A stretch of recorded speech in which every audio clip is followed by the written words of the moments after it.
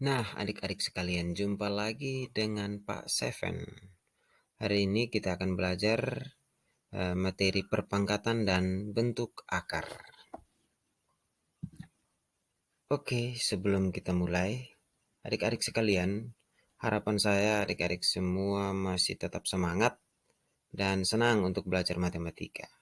Ingat, matematika tidak boleh jadi momok yang menakutkan. Matematika itu asik, menyenangkan, dan bikin nyaman. Oke, orang yang berhenti belajar hanya akan menjadi pemilik masa lalu. Belajar membawa kita pada masa depan yang lebih baik.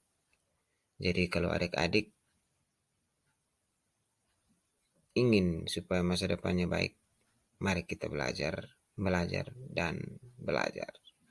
Oke, ini adalah kerangka belajar kita terkait dengan materi perpangkatan dan bentuk akar. Oke, tapi secara khusus hari ini kita akan belajar tentang perpangkatan. Di mana dalam perpangkatan itu ada bagaimana kita melihat tentang apa itu perpangkatan, lalu kemudian sifat-sifatnya. Oke, kita lanjut. Nah, apa itu perpangkatan? Perpangkatan adalah perkalian berulang dari suatu bilangan yang sama. Bilangan pokok dalam suatu perpangkatan disebut basis, dan banyaknya bilangan pokok yang dikalikan secara berulang itu disebut eksponen. Bentuk umumnya atau formulanya itu biasanya ditulis misalnya seperti ini. A pangkat N sama dengan A kali A kali A dan seterusnya kali A sebanyak N kali. Di mana N itu adalah bilangan bulat. Dan dari bentuk A pangkat N ini yang disebut basis itulah adalah huruf A, dan N itulah yang disebut eksponen. Oke, kita lanjut. Nah, ini adalah contohnya.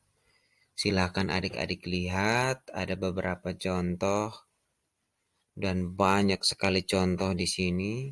Silakan pause videonya untuk adik-adik lihat contoh, lalu kemudian bisa tahu caranya. Oh, inilah bilangan berpangkat.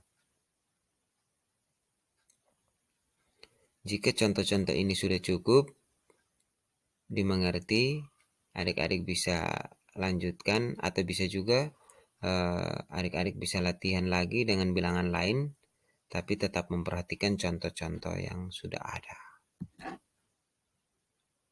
Baik, yang berikut kita akan masuk pada sifat-sifat bilangan berpangkat. Ya, di sini Pak Seven tunjukkan 8 sifat dengan syarat-syaratnya. Ada perkalian bilangan berpangkat, ada juga perpangkatan bilangan berpangkat, ada juga perkalian bilangan yang dipangkatkan, ada juga pembagian bilangan berpangkat, lalu perpangkatan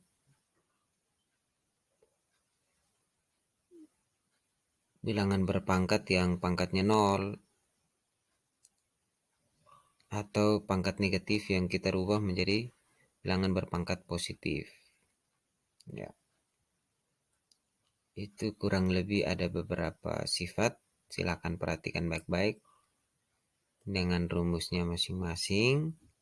Dan untuk mempermudah pemahaman Anda dari kedelapan sifat-sifat bilangan berpangkat ini, ada beberapa contoh di sebelah yang bisa membantu adik-adik untuk lebih paham tentang sifat-sifat itu.